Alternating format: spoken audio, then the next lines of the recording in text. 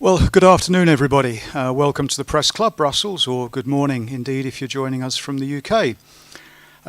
Here today we have a very interesting event for you, a book launch. We have here as our guest Benedict Rogers.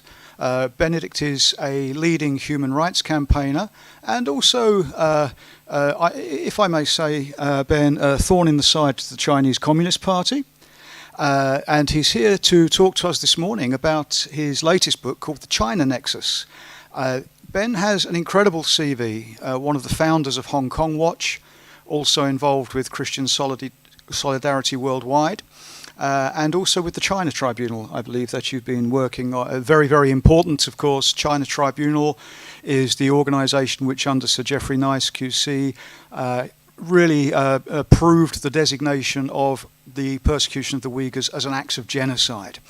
Ben, I'm just going to leave it to you really to give us a rough idea of what the book's about and what we can learn from the book and what we're hoping, speaking as human rights activists ourselves here, because we have one or two very prominent human rights activists with us today, how we can use this information in this dreadful struggle against the Chinese persecution, not just of Uyghurs, but of so many different groups. Ben, the floor's yours. Well, thank you very much. Good afternoon. It's a great pleasure and privilege to be here. It's wonderful to be at the Brussels Press Club in person for the first time. I've joined you virtually online on a few occasions, but it's great to be here actually in person, and thank you very much for hosting this event. I thought I would talk about three questions. What is the book about? Why did I write it? And what are its conclusions? I'll give enough on the third question to interest you, but not tell you everything about the conclusions, because I hope you might actually read the book itself. This is, in a way, the book that, as some of the promotion for it has said, the book that Xi Jinping does not want you to read. It tells the story of the intensifying repression across the board throughout China under Xi Jinping's rule over the past decade. And also China's complicity, or I should say the Chinese Communist Party's complicity with atrocities beyond its borders and its increasing aggression and threats to freedom around the world. So it looks at all the major issues. It has a chapter on the Uyghur genocide, but it also has a chapter on Tibet, on Hong Kong, on the persecution of Christians in China, on forced organ harvesting, and on the crackdown on civil society, lawyers, bloggers, journalists, whistleblowers, and dissidents across China. It also looks at the increasing threats to Taiwan, at the human rights crisis in neighboring Myanmar, which is a country I've worked on for many years, and the Chinese Communist Party's complicity with the military regime in Myanmar, and similarly the Chinese regime's complicity with North Korea, which I've also worked on and have visited once, and I've visited the China-North Korea border as well. And then it ends with a chapter on the international community's response, both what the international community is already doing, but also what it should do. And not only from a Western perspective, it does look, of course, at US, UK, EU policy, but it also looks, and of course Australia, but it also looks at the changing reactions from some of China's neighbors in the region. I talked to policy makers and scholars from Japan, from South Korea, and from India. So it brings in those perspectives. And of course, it also looks at the United Nations and China's growing influence in the UN. The book describes, through a very personal lens, it's not a personal memoir, it is a book about China, but I bring in quite a lot of personal experiences. And it describes how the hopes that we had in the early 1990s and the first decade of the 2000s, that China might be beginning to liberalize, to open up, it describes how those hopes have been dashed. I first went to China when I was 18 years old in 1992 to teach English in the city of Qingdao on the east coast. Qingdao used to be a German treaty port, and the old part of Qingdao, you feel like you're in sort of Bavaria with the architecture.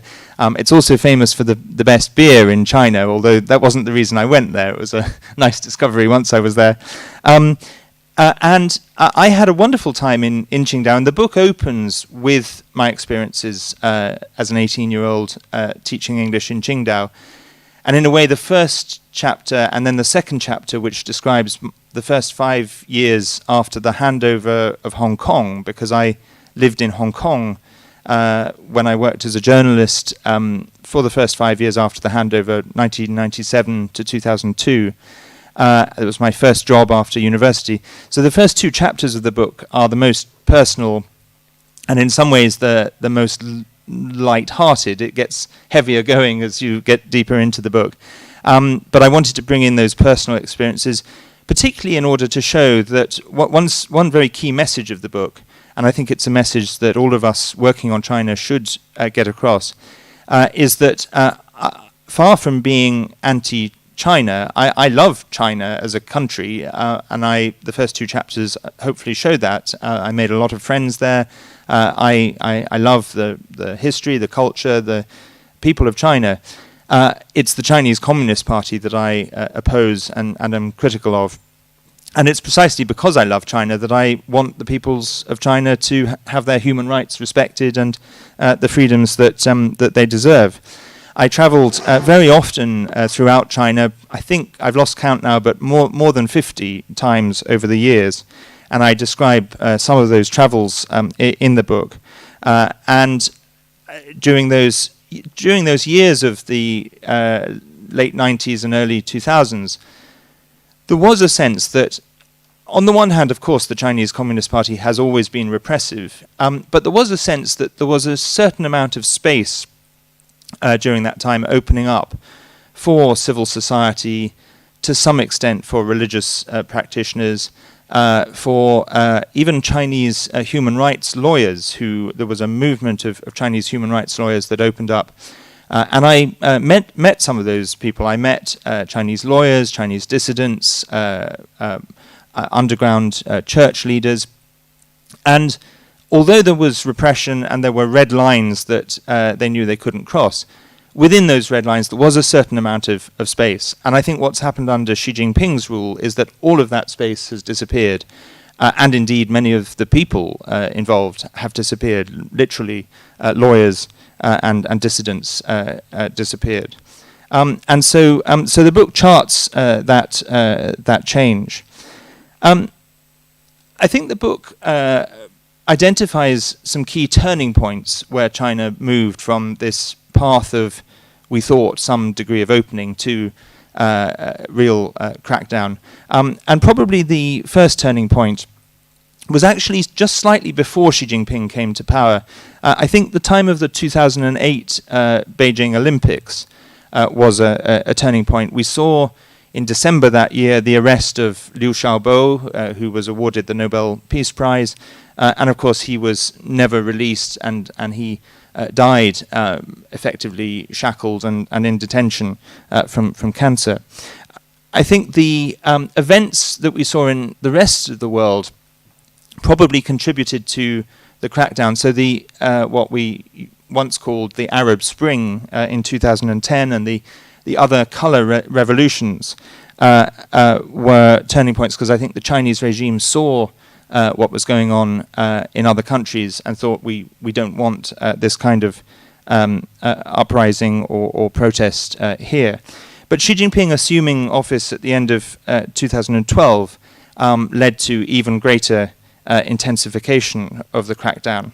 And there are 6 key documents that I would say are essential to understanding the Chinese Communist Party's thinking, and in particular Xi Jinping's first speech to the Politburo. And those 6 documents I detail in one of the chapters. I won't go into them now, but essentially they are and the most important one is a document known as Document Number 9, which basically sets out the Chinese Communist Party's total hostility to the values of democracy, human rights, freedom of expression, freedom of the media, all things that we, of course, always knew the Chinese Communist Party was opposed to, but it was one of the first times that they really articulated them and effectively declared war on them. These documents prescribe restrictions in, for example, higher education, in academia, where previously there was a little bit more space to explore different ideas, but regulations were introduced basically only to teach the Chinese Communist Party's propaganda in education. The book goes on to look at how this works in practice, and it charts the stories of the estimated 1 million Uyghurs who are in prison camps, the development of the surveillance state, particularly in Tibet and Xinjiang, but now spread across China, the destruction of hundreds of Christian churches and thousands of crosses that have been torn down, the practice of forcing state-controlled churches to display Xi Jinping's image in churches, sometimes alongside, sometimes instead of religious imagery, and the increasing repression in Tibet.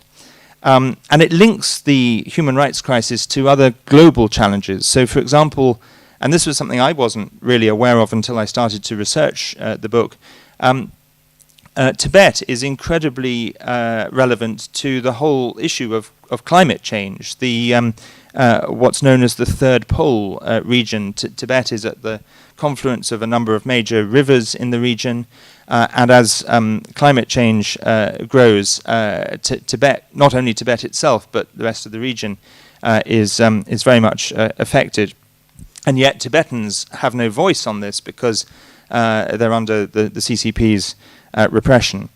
As Gary mentioned, I was involved both with the China tribunal that looked at the issue of forced organ harvesting, and then the Uyghur tribunal, which looked at the Uyghur genocide, both of which chaired by Sir Geoffrey Nice, who had been the prosecutor of Slobodan Milosevic. And so the book looks at those two tribunals and the whole question of accountability.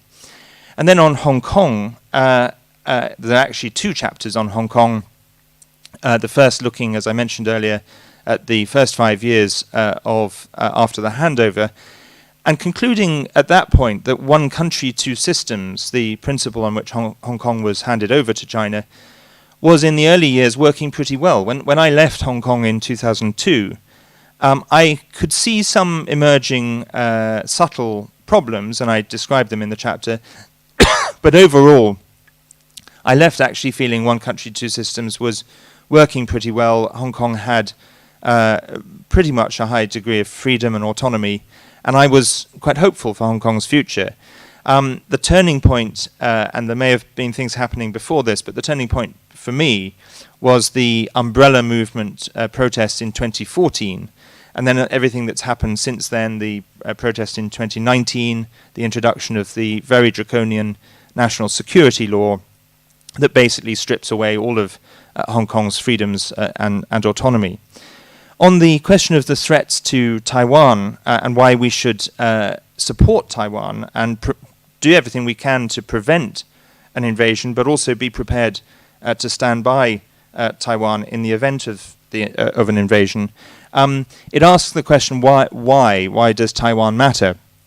And the answer, I think, is, first of all, Taiwan is, in contrast to Xi Jinping's China, is a vibrant democracy and one of the best examples in the region of a democracy that really champions human rights. But also an attack on Taiwan would be an attack on the international rules-based order and would pose a threat to us all. Economically, Taiwan is a vital partner, not least, of course, as the major producer of semiconductors, the chips that power all our electronic gadgetry that we use today. And if Taiwan were to fall into the Chinese Communist Party's hands, that would be a very dangerous situation. And also, of course, Taiwan's central place in what's known as the first island chain, and the implications for Japan, Korea, the Philippines, the South China Sea.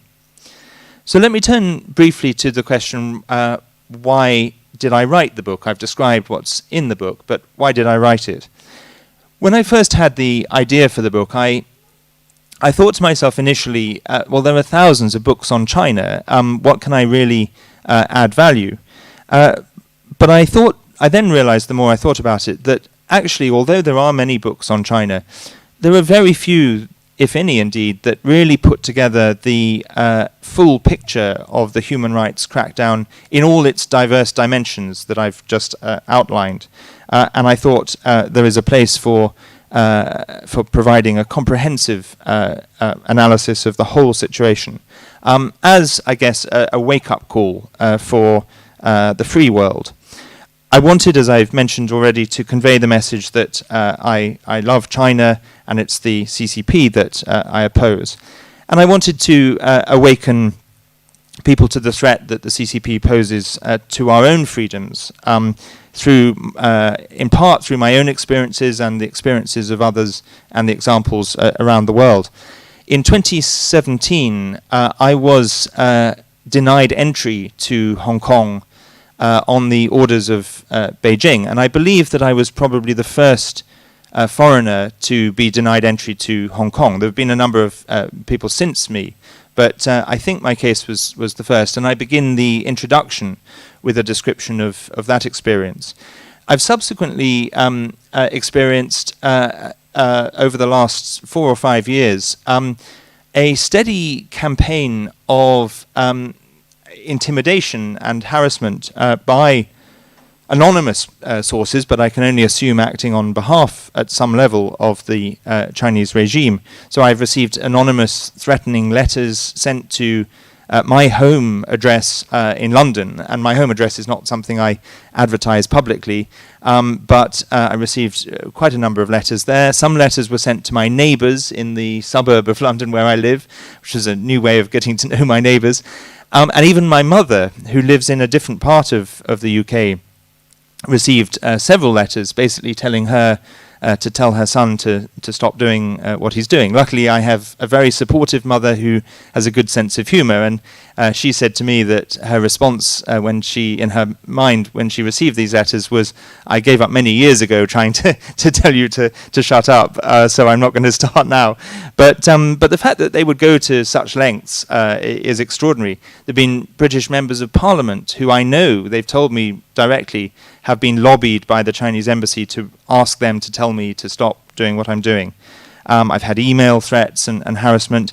And then in March this year, I woke up one morning and opened my emails to find 2 emails, one from the Hong Kong police force, and then a second sent a few hours later from the National Security Bureau in Hong Kong, both telling me that Hong Kong Watch, the organization that I co-founded and lead, is, in their words, a serious threat to China's national security, that I personally and the work that we do are in violation of Hong Kong's national security law, and that unless we shut down our website, which is a UK-registered website, it has no entity in Hong Kong, and cease our activities within 72 hours, I personally could face, the first letter said a prison term in Hong Kong of between 1 and 3 years, and then the second letter said between 3 years and life, which is quite a broad spectrum. Now, obviously, there's very little that they can do to enforce that when I'm in London, and I'm already banned from Hong Kong. But I do have to be mindful about travel to countries that might have extradition agreements with Hong Kong, and I would take advice on travel in that regard.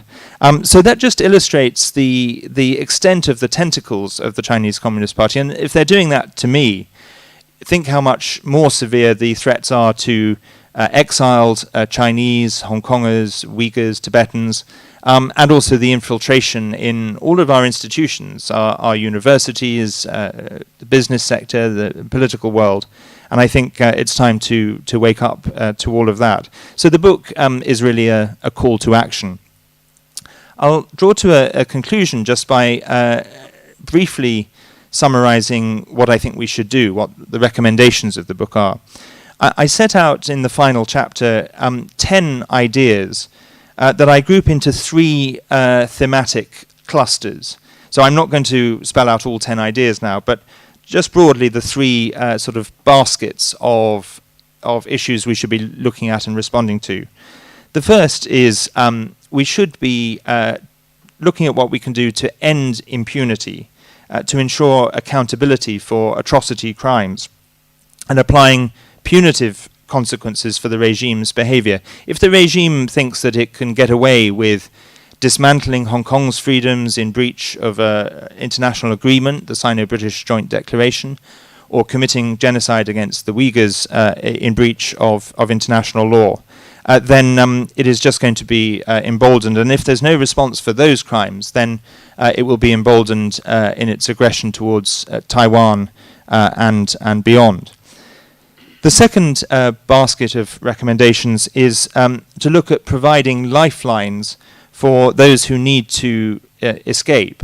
The UK, as you may know, has done this in I think, a very generous and significant way with what it calls the British National Overseas Scheme, the BNO scheme, that allows potentially up to 3 million Hong Kongers to come to the UK, and already around 150,000 have come. No one expects the whole 3 million to come, but it certainly offers a pathway for many Hong Kongers who either need to get out because they're in danger because of their political activities, or just want to get out because they see no future for their children in an education system that has gone from being a decent, open education system to increasingly an education system dominated by communist propaganda.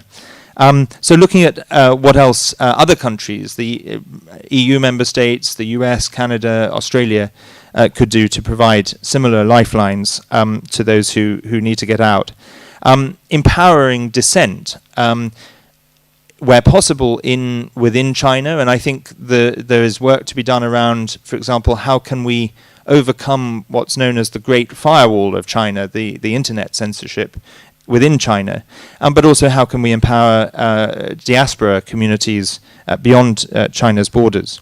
And then thirdly, the last basket is looking at what can we do to defend and strengthen our own freedoms and values and the international rules-based order. I think the book is particularly timely now. We did deliberately plan to release it at this time because we knew that the 20th Party Congress was taking place, and in fact the book was launched just a few days after the Party Congress. But there are a few things that we couldn't have anticipated that have happened in recent weeks. You may have heard about the incident at the Chinese consulate in Manchester a few weeks ago, where the Consul General himself and some of the consular staff physically assaulted a group of peaceful Hong Kong protesters. And that was a shocking example of the Communist Party regime's aggression on the streets of the UK. We've just had the German Chancellor Olaf Scholz visiting China, and I think that raises a lot of questions. And of course, at the 20th Party Congress, Xi Jinping was given an unprecedented third term, and potentially he could be in power for life, maybe, but certainly we've got another 5 years of him. But also, his repression, even within the party, we saw the very dramatic footage of his predecessor, Hu Jintao, being removed, being taken out of the party congress. We don't know exactly why, but it was clear that something bad was going on. I will just conclude by reading to you the very final words of the book, which I think summarize the central message of the book. And I'm just going to read the last 2 paragraphs of the final chapter. As Wu Kaishi was one of the leaders of the Tiananmen movement in 1989. He also happens to be a Uyghur himself, and he now lives in Taiwan. As Wu Kaishi told me, Congressman Chris Smith said on the 30th anniversary of the Tiananmen Square massacre that in between the tank and the tank man, you have to choose one side. There is no middle way. There is no in-between. Today, with more than 1 million Uyghurs in concentration camps, a pandemic that hit the whole world, the dismantling of Hong Kong's freedoms, threats to Taiwan increasing, we need to end what the foreign policy establishment calls strategic ambiguity and introduce strategic clarity. That clarity, Wu Kaishi says, is the answer to the question of what the free world should do. Stand clear and tell Beijing that there is a red line. The goal, as dissident Xu Zhiyong puts it in his powerful book, To Build a Free China, A Citizen's Journey, is, quote, a free China with democracy and the rule of law, a just and prosperous civil society, and a new national spirit of freedom, justice, and love. And my concluding line is, if we can help the peoples of China and Hong Kong, Tibet, and East Turkestan, the name by which the Uyghurs call their homeland in what the Chinese call Xinjiang, if we can help them achieve that, the world would be a better, more peaceful, and safer place.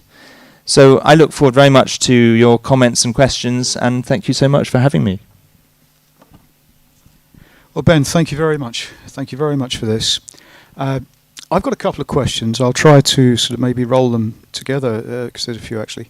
At the moment, the free world, by which I kind of mean the West, that sounds awful of me, but that's how I perceive it to be, and increasingly so, an increasingly beleaguered free world. We're facing a number of existential threats at the moment, some social, some economic, some military. China and Russia, we've often perceived these as being two sides of the same threat, the red threat, the Reds to the east, as it were. Think about those old Soviet Politburo images. Think about the recent Congress in China with the hammer and sickle. They're not even hiding it, are they? They're not even hiding it. Is this one threat, or are these two separate threats? Is Russia now a completely different threat to China? And is China, do you think, when we talk about Taiwan and other places where we might see some military activity, do you think China's learning a lesson from the Russian debacle in Ukraine? How do you see that? Thank you. Those are two great questions. I think that China and Russia are both a serious threat, but I think there is a danger, or there has been a danger until perhaps recently, that we've tended to see Russia as the main threat and not China. And I think the difference is that Russia is a much more blatant threat, and particularly so with the invasion of Ukraine. But China is actually a more insidious threat. China is much more embedded in our own institutions, in Wall Street, in Hollywood, in our universities, and in our politics. And I think we're starting to wake up to that, but we've been a bit asleep. I mean, I was shocked to see news today that when I say we, the UK has actually had Chinese military personnel being trained in our military academies in the UK, which is just extraordinary. So I think in some ways China is a more dangerous threat because it's a more long-term threat and a more subtle, insidious threat, but actually a threat that comes about through infiltration and influence, and hasn't until recently been so much a military threat in the way that Russia is, although that could change. And turning to your second question about whether China has learned from Russia's debacle in Ukraine, I think it probably has, but not necessarily in the way that I would want them to learn. We would want them to learn the lessons from it and therefore not invade Taiwan. I worry that the lessons they're learning is actually what has gone wrong for the Russian military in Ukraine and how they can avoid those problems. And so it hasn't necessarily deterred their aggression towards Taiwan. It's probably made them think they might delay any military action against Taiwan until they're absolutely ready and have learnt from the mistakes that the Russians have made. Another question that I really wanted to ask you, because you mentioned the Chinese diaspora. Is there any discernible resistance amongst that diaspora? Are there political organisations, parties? Are there individual groups, civil society? I personally don't really have much interaction with Chinese communities either in the UK or here in Belgium, beyond shopping in those areas and eating in those restaurants. And I don't see any evidence of any kind of opposition there. And nobody seems to want to answer any questions. I'm very keen on asking questions of people in these situations. Is there actually a resistance amongst the diaspora? There is. There are both some organizations. I know individuals, dissidents and activists. I think they could benefit probably from being better organized and strengthening their organizational representation and their profile. But certainly there are. And I was very encouraged and actually very surprised a few weeks ago that in the UK in protests we've tended to see, and I think this probably is true here and elsewhere as well, we've tended to see Hong Kongers, Uyghurs, Tibetans protesting, but not very often Chinese joining them or having their own protests. But there was a protest by some Chinese students in Trafalgar Square, coinciding with the 20th Party Congress. And I thought that was amazing. I think one of the reasons Chinese are, as a generalization, perhaps lower profile, is particularly because they have, firstly, they come under much more direct pressure from the Chinese embassies. Many of them are monitored by the embassies. They have family back home. I mean, that's true also of Uyghurs and Tibetans. But I think perhaps Chinese have closer family ties or more family ties, so they've tended to be more cautious. But I do see, definitely there is some, and I see more emerging. I wanted just to mention one thing as well. When we talk about China's human rights abuses, and when we've discussed this in maybe 3 or 4 conferences here from the press club that you've joined, we talk a lot about the Uyghurs. We talk about the forced organ harvesting. We talk about the crackdowns in Hong Kong, but there are other glaring issues here which never seem to be discussed. For example, the number of ethnic Kazakhs in China who are in these re-education camps, and not just Kazakhs, other groups as well, which we don't hear so much about. A little while ago, I'm going back about 20 years, I know you were familiar with a book called America Alone by Mark Steen. He foresaw a conflict, actually, between China and Russia, in which obviously China has very serious problems with drinking water. It's been for about 30 years, they've been going through a perpetual crisis. And Mark Steen kind of postulated that possibly China would have to go into Siberia to take water. So this could be a redrawing of borders, or it could be a military intervention. As it happens, that's not necessary, because China has gone somewhere else to get its water, and that's Kashmir. And we do actually have a very prominent human rights campaigner here from Kashmir, Jamil Maqsood. Jamil, we don't really hear very much about China's involvement in Kashmir. We hear about India and Pakistan, and occasionally we see conflicts. There was, maybe was it 2 years ago, there was a conflict between some Indian soldiers and some Chinese soldiers. Could you maybe say a few words to us about China and its involvement in Jammu Kashmir?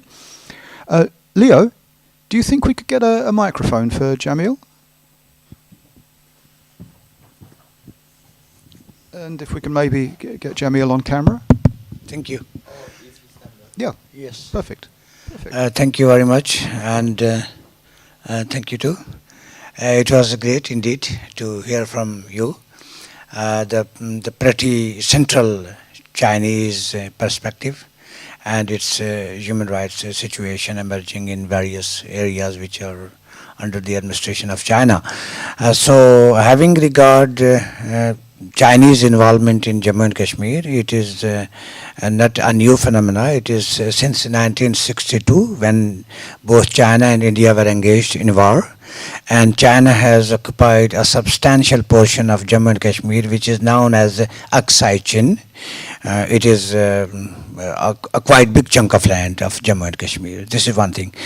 And after a couple of years, after many decades, China entered into Pakistan with its new colonial project, which is known as China-Pakistan Economic Corridor, which is the flagship of One Belt, One Road and Belt and Road Initiative. So Sri Lanka has seen that phenomena, and Kenya and some other African countries are too vigilant to cope up with the Chinese debt trap. So the China is entering from Punjab, Gilgit, and going through the Indian Oceans, and dealing with the Balochistan, where they have established a very big deep sea port in Gwadar. And the Baloch people are also opposing Chinese intervention to occupy their natural resources.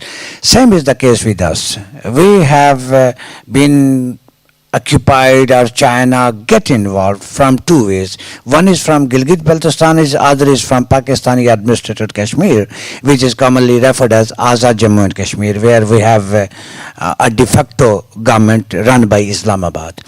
So what China did, they constructed approximately 9 mega dams, hydroelectric dams, and the workers, engineers, machinery, and everything was brought from China, and no local person was recruited in the construction of these dams. While I traveled 2 times in last 22 years, in 2011 and 2014, I visited Muzaffarabad, and I saw that the Chinese worker, basically I thought they were the military personnel, having disguised in private dress, in plain clothes. They were heavily guarded by the local police and even by the Pakistani military. So no military or no police would guard ordinary workers who are constructing some dam or driving some trucks or cranes or heavy machinery operators. So it means that Chinese military in plain clothes have established its boots close to the line of control, which is adjacent to Indian administered Kashmir. So Chinese got involved into Jammu and Kashmir via Gilgit-Baltistan and Pakistani administered Kashmir through these projects. So we think that China is also there through military, through economic incentives, through its money, state-owned money, and they are using everything to safeguard their expansionist designs in the region and beyond, as One Belt, One Road and Belt and Road Initiative shows us. Thank you. Jamil, thank you very much. It's worth pointing out actually that the engineers you talk about are all actually members of the People Liberation Army of China. They are indeed all military personnel. So yeah, this is an aspect of the Kashmir issue that we don't maybe hear as much about as I would like to see out there. And of course, speaking as British people, I think that we have a certain responsibility to be very aware of what's going on in Kashmir, because a lot of the problems that you're facing are actually the legacy of 1947-48. Any other questions from the floor? Could you just, Jamil, would you very kindly just... Thank you. Yeah, I have 2 questions. They're like kind of short. So my first one would be, I'm always really interested in what sort of the general population's attitude is towards the governing regimes. So say in former or in dictatorships in general, there's a lot of propaganda. One grows up with this ideology. Would you say that like the majority of the people in China are sort of just going with the government and not really like having any active sort of critical, I don't know, approaches to it? Or would you say that the majority is sort of not complicit, but just like convinced that this is how it's always been and it's how it's always going to be. Yeah, and like the second question would be, you mentioned you went to North Korea, and I would be really interested in sort of your impressions of that country. And yes, obviously it's really difficult to hear anything from the general population in North Korea as well. But in that context, like, I'm also very interested in, yeah, the general population's just sort of view of the governing regime. But yeah, that's it. Thank you very much. Those are two great questions. I think I would say, first of all, it's quite difficult with such closed societies to really know what the general population's attitude is. It's fair to say that when Xi Jinping first came in, he did appear to be genuinely very popular because he took a different approach from some of his predecessors. He took a much more sort of personal leadership style. He had a big focus on tackling corruption. Now, I mean, his campaign against corruption has been used to eliminate opponents and critics, but for the general population, I think tackling corruption was seen as a good thing. So that was at the beginning. I think that there are signs now that his zero COVID policy, these very, very severe lockdowns that have gone on for so long over the last nearly 3 years, combined with his seeming assault on what his predecessors, Deng Xiaoping and Jiang Zemin and Hu Jintao, had developed as an economic policy where they had encouraged private enterprise and entrepreneurialism. He seems to be really going back to the days of Mao in going after that. And I think that for some people that will be unpopular. And I've been interested, I mean, when I lived in China, this was pre-Xi Jinping's time, in private, not everybody, but quite a number of people, and I talk about them in the book, would talk to me in the privacy of their own home about what they really thought of the Communist Party, and they were not supportive of it. They wanted greater freedom. And I've also had occasions in London. I've had two different kind of responses in the UK. Quite often I get invited to speak at universities.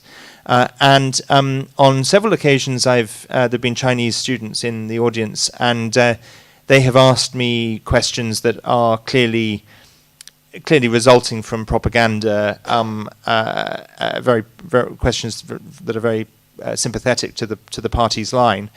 But then I've also had students on a few occasions come up to me after the event when the formal Q&A is over and people are leaving, and they've come up to me privately and said to me, "Thank you so much for what you're doing, and everything you've said about the situation is correct, and we agree with you." So knowing, what people really think when they're under such surveillance and monitoring, even outside China, is difficult. But certainly, there are signs, I think, of dissent and of disagreement with the party. On North Korea, I only went to North Korea itself once, and it was on a very controlled and carefully, tightly managed visit. And I think my one conclusion that I would say is that it felt very much like walking into the pages of George Orwell's 1984. It was really. I remember going to we were taken by our minders to a concert, and the first half of the concert with an orchestra was perfectly normal, very enjoyable. But in the second half, on screens behind the orchestra, they were showing footage of, firstly, it was Kim Jong-il at the time, Kim Jong-il visiting factories and farms, but then tanks rolling across the screen, soldiers marching, and missiles firing off. And every time a missile fired off in this footage behind the orchestra, the whole audience, except for 3 people, and those 3 people were myself and my two companions, the rest of the whole audience applauded. And at the end of the concert, one of our minders had noticed this and said, "I noticed you didn't applaud at certain points." And we said, "Yeah, well, we didn't applaud because it's not very nice to fire missiles in the middle of a concert or at any other time for that matter." So it was very, very much like that. It was impossible on the trip to actually talk to ordinary North Koreans, but I've over the years got to know a lot of North Koreans who've escaped. And what they tell me is that there is much more discontent with the regime than might be apparent, and that particularly in recent years, as more information has been able to get into North Korea, obviously despite the regime, through foreign radio broadcasts and also the smuggling of USB sticks with, for example, both news information, human rights information, but also South Korean dramas. And people are getting access to this. People are beginning to know more about the outside world, and by contrasting their own situation with the outside world, becoming more discontent with the regime. Having said that, of course, the consequences for any dissent are so severe. I mean, even worse than in China. I mean, China is sort of becoming like North Korea, but North Korea has been like this for so long that any visible dissent is impossible. Thank you so much. I'll bring this back. I kind of I don't know how we could decommunize China, to be honest. With the fall of the Soviet Union, it was fairly clear that there was a will amongst the Russian people to sort of rejoin the real world, as it were. And I can remember very early on in that period traveling to Moscow and seeing this desire to embrace Western culture, while at the same time welcoming the return of their own culture, in that the church was able to operate freely again. The Russian people wanted it very, very badly. Interestingly, they now seem to have reverted to the Stalinist mindset in many ways, or are they just acting that way out of a sense of self-survival? I don't know. But with regard to China, I don't really know the Chinese people as well as you do, having never been there, but my feeling is it would be very, very difficult to decommunize China, because I'm not sure that what they had before was that much difference. You talk about the similarities between North Korea and Orwell's 1984, but a lot of what you've said about China, this is shackling people, the suppression of all free speech. This is like a dark age. This is worse than 1984. This is like a new dark age, isn't it? So at the moment, I can't be optimistic, but there's a sense that we have to, in our way, do something, and I think that all we can do at the moment is to keep pushing out the truth. I think that's exactly right. And the most worrying part of the picture, and I think exactly China is becoming 1984 or worse, is the use of technology as a tool of suppression, whether it's artificial intelligence, facial recognition, and other forms of surveillance, so that nothing you do in China, either online or offline, it goes escape. Big Brother is absolutely there, and so I think what we can do and must do is tell the truth, make sure our governments, and I think there are signs that governments are starting to wake up to this, but equally there's a danger that they might revert because of the economic situation, because they see short-term economic benefits to the trading relationship. So we just have to keep the pressure up and keep telling the truth and keep reminding governments both about the repression within China, but also, as I said in my remarks, the threats to our own freedoms. Ben, I'd like to thank you very, very sincerely for being here in the Press Club with us today. This is, we have a saying here: if you want to be heard, say it in Brussels. If you want to be heard in Brussels, say it at the Press Club. And I think that we as members and media organisations, mine being EU Today, this is where we tend to come for our conferences, because we know that we do have a good audience, we have the right audience, and we know that the Press Club has such a reputation that you can generally accept that what is said here is relevant and it is truthful. You'll not get through the back door with a propaganda message here, I can tell you. So thank you very much for joining us. We hope to see you again here soon, and if not, online. And we shall, if there are any members of the Uyghur or Tibetan or Falun Gong communities or any of those others watching, please be assured we're not going to shut up and we're not going to go away. Thank you very much.